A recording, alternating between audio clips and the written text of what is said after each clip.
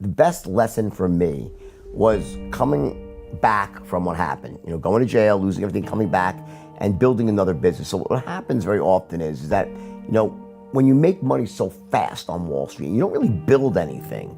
You're buying and selling and trading the ingenuity of others. There's no way to really feel like, how do you put value on what you're doing? You then only have money is the only barometer of what you're doing. So, and then money, well, okay, it's in the bank. So you have to buy something to make it real. So you buy a huge house, a yacht, a jet. So then that feels really great for like a minute. And then I gotta buy a bigger house and a bigger yacht. And money, as I always say, money's like alcohol. It amplifies, it doesn't change you. If someone's an asshole and they drink, they're a giant asshole when they're drunk, right? But if someone's an awesome, funny person, when they drink, they're the life of the party, right? Money's very similar. It's not gonna make you anything that you're not, but it'll make you more of what you are. So what happens to a lot of people, it just amplifies the bad and amplifies the good as well, right? Most of us, and I'll be the first to admit that when I emerged from my adolescence, I wasn't the captain of the football team, the most popular guy, the suave with girls. Like most of us, we struggled with those things when we were teenagers. So I go into my adulthood with like these insecurities and saying, you know what? But once I get rich and I get powerful, then I'll feel good. So while you're out there striving for success and clawing for it, even though you feel insecure a lot and you don't feel like you're really comfortable in your own skin, you say, I know why. It's because I don't have success yet. But then you achieve massive success and you get everything that you always wanted, and then, I still feel the same way inside. What do I do now? And that's what you see happen, not just on Wall Street, but in Hollywood, with people like Lindsay Lohan, they get so famous, and they feel like, and while they're trying to get famous, they're okay, because they say, I don't feel great, but I know I'll feel great once I get famous, because that's what my vision is. When I achieve my vision, when I get that, then I'll feel good. Then you're like, that's when the real panic sets in. So with me, it's like I said, if I ever get rich and powerless, and all of a sudden I had every girl after me, I'm like I'm rich by, and I'm still the same guy. That's when I think a lot of the problems start. And you want to start self-medicating and because again, success doesn't change you, it just amplifies you. So any insecurities you have become even bigger and so forth. And I think that's a lot, as much as it is true, on some level you're not creating anything, but also because it's a very lucrative industry, and it is, people make money very fast, you end up, the things that you thought would make you happy, you check a box, wait a second, I'm still not happy, what do I do now? And that's when the panic sets in and people start to really implode. Most importantly, I really believe, is that you thought that once you arrived in the spot, you'd feel good. And when you don't, that's when you're like, what do I do? Like, how do I make sense of my life now? And then drugs help you make sense of that for a short time. And I think that's a really big part of it. And that's why people tend to try to, what's the next thrill? What do I buy? You're always trying to see, if I do this, I'll feel good. If I do this. So finally, for me, this great journey I had in my life was, making all this money, a rise and a fall. And then finally, after the fall, meeting the right woman. I'm very fortunate. I have finally, just a perfect woman for me, my partner, my real soulmate. And you come to this spot in your life where I just realized that I'm okay. I'm good. And then once you're there, the money becomes amazing. The compulsions are lifted to spend it recklessly. It wasn't a car I didn't want to buy. I got every car, blah, blah, this, 18 watches. I don't really care anymore. I love nice things. Still love to fly private, why not? But the point is, it's not like I feel like that I'm trying to fill something by doing that. I use money in the right way now, and that took a long time. And I always say, I wish I could, if you can go back in time and whisper something in young Jordan's ear, that would be it. You're okay. Yeah. You're okay, and no one cares. Everyone's got their own going on. No one's looking at you, and it's all in your own head.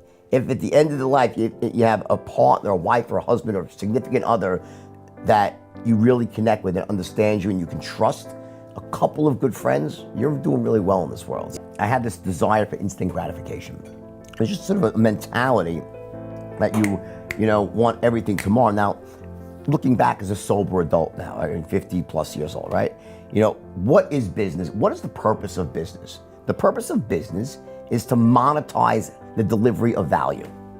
That's what businesses do, right? A business has a product, a good, a service. Which solves the problem of a customer. Yeah, and it's valuable to someone else, right? And the purpose of an organized business is to deliver the value in a way that actually makes money. Like if it costs you more to deliver the value than you can get from the customer, well then you lose money, you're not in business. So the purpose of the business is to deliver value, right? Facebook's a great example, and at least in its early days, they were just creating something that everyone wanted. There was no way to monetize it. They said, we'll figure out to monetize it later, and that was through advertising, right? Right? So in the early days, it was very pure, and Google the same thing. And a lot of Silicon Valley does work in that model. Delaying the gratification. Yeah, or just like let's build something that everybody wants. We'll figure out how to make money on it later, right?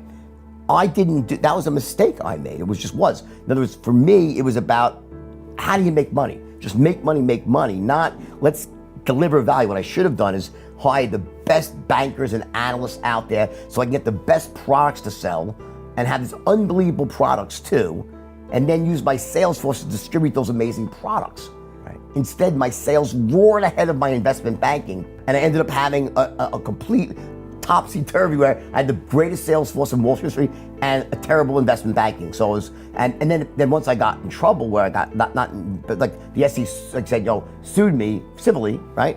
A lot of the better companies got nervous and shied away. Right. So then it becomes a self-fulfilling prophecy. When you go to jail and you lose, it's like losing the game of life.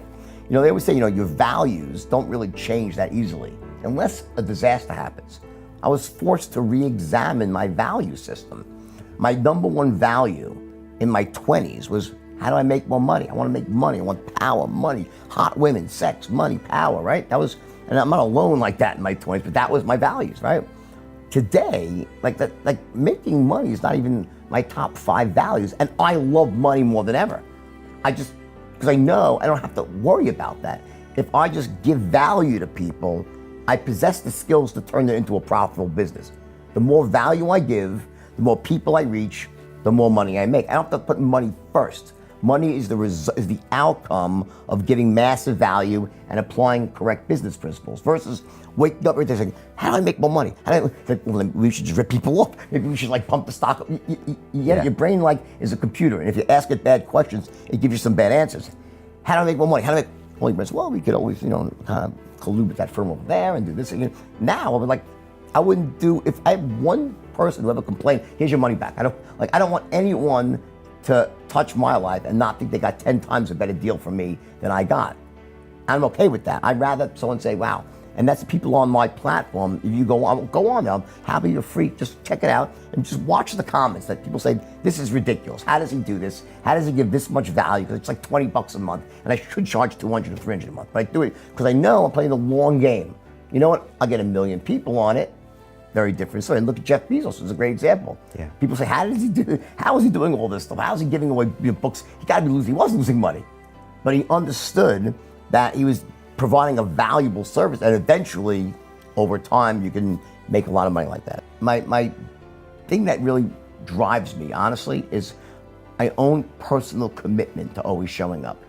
No matter how I feel, good, bad, I've been on stage with a intravenous and a kidney stone, giving him with the thing on stage with me. It becomes who you are. And I always say, at some level, success is about getting yourself to do the things that you know you have to do, even when you don't feel like doing them. And I've mastered that ability. So that's my big thing is I just show up no matter what, and tired, and here's the thing.